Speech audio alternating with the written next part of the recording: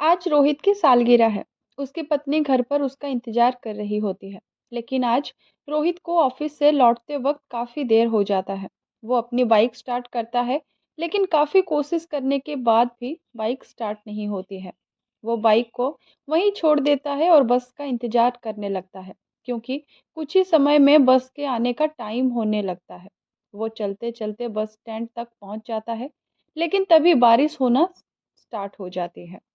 रोहित बारिश में भीगने लगता है। बारिश से बचने के लिए वो अपने बैग को अपने सिर पर रख लेता है। बस स्टैंड पर और भी कई लोग बस का इंतजार कर रहे होते हैं। ये सभी लोग दिखने में बड़े ही अजीब लग रहे थे।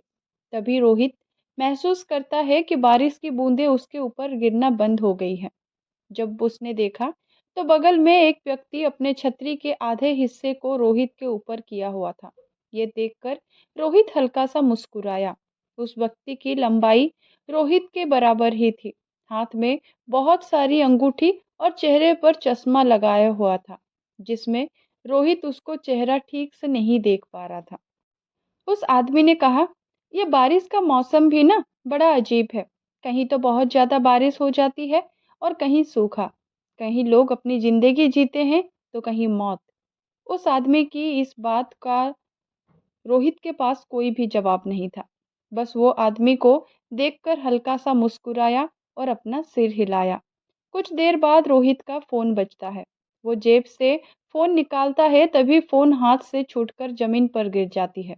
रोहित तुरंत फ़ोन उठाने के लिए नीचे झुकता है, तो वो उसे ऐसा कुछ दिखाई देता है जिससे वो पूरी तरह डर जाता है। वो देखता है कि छतरी वाले आदमी का पैर ही नहीं है। वो जूतों पर बिना पैरों के खड़ा है। वो हिम्मत बांधकर खड़ा होता है और अनजान बनने का दिखावा करने लगता है। तभी वो देखता है कि बस स्टैंड पर बाकी के लोग ही नहीं हैं। वो और भी ज़्यादा डर जाता है। वो तुरंत अपनी पत्नी शालिनी को अपने साथ हो रही घटना को मैसेज के जरिए बता देता है और जल्दी से जल्दी अपना लोकेशन पर आने के लिए कहता है। लेकिन तभी छतरी वाला आदमी कहता है, "शालिनी को यहाँ बुलाना अच्छा नहीं है।" ये सुनकर रोहित बहुत ज़्यादा घबरा जाता है और वहाँ से भागने लगता है। वो तब तक भागता है जब तक कि उसे छतरी वाला आदमी दिखाई नहीं देता। काफ़ी दूर भागने के बाद रोहित हाँफने लगता है। सांस भरने के लिए वो एक टेबल पर बैठ जाता है और अपनी तेज सांसों को शांत करने लगता है। लेकिन तभी वो महसूस करता है कि बारिश की बूंदें फिर से उसके ऊपर गिरना बंद हो गई है। वो अपनी नज़र पीछे घुमाता है तो वही छतरी वाला आदमी उसके पास खड़ा हुआ होता है।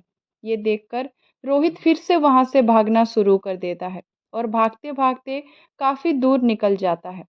बिजली की तेज घड़घड़ाहट में वो देखता है कि सड़क के बीचों बीच वही आदमी खड़ा हुआ है, जो कि ठीक रोहित के सामने है।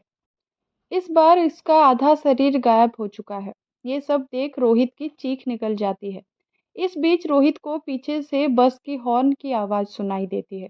वो तेजी से पीछे मुड़ता है तो उसे एक बस आती हुई दिखाई देती है। तभी कुछ लोगों का झुंड बस की तरफ आते हैं। बस रुकती है और वो लोग एक दूसरे को धक्का देना शुरू कर देते हैं। इस धक्के में रोहित नीचे गिर जाता है और वो लोग रोहित के ऊपर चढ़ने लगते हैं। बस का कंडक्टर इस भीड़ से बचने के लिए बस को थोड़ा आगे बढ़ाता है, लेकिन इस भीड़ में रोहित बस के नीचे आ जाता है और उसका आधा शरीर खून से लथपथ हो जाता है। तभी उसकी पत्नी शालिनी बस स्टैंड वाली लोकेशन पर पहुंचती है।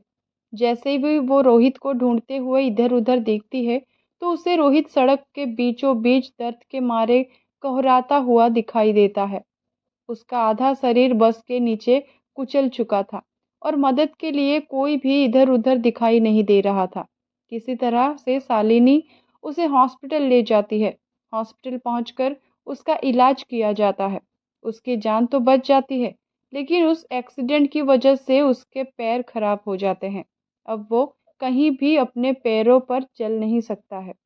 उस हादसे के बाद रोहित अगर किसी को भी उसके बारे में बताता तो कोई भी उसकी बातों का यकीन नहीं करता। लेकिन शालिनी ने उसके बारे में एक आर्टिकल में पढ़ा था, जिसमें बताया गया था कि हर साल कोई ना कोई व्यक्ति इसी घटना का शिकार होता है। हर एक को वही छतरी वाला आदमी काला चश्मा पहने दिखाई देता है और बाद में वही आदमी उनकी जान ले लेता है। कुछ दिनों बाद डिप्रेशन के कारण रोहित की मौत हो जाती है। रोहित की पत्नी हर रोज बस स्टॉप पर जाती है और उस काले चश्मे वाले छतरी इंसान को ढूंढती है। उसे लगता है कि शायद छतरी वाले आदमी का भी इसी तरह से किसी बस से कुचल जाने से मौत हुई होगी।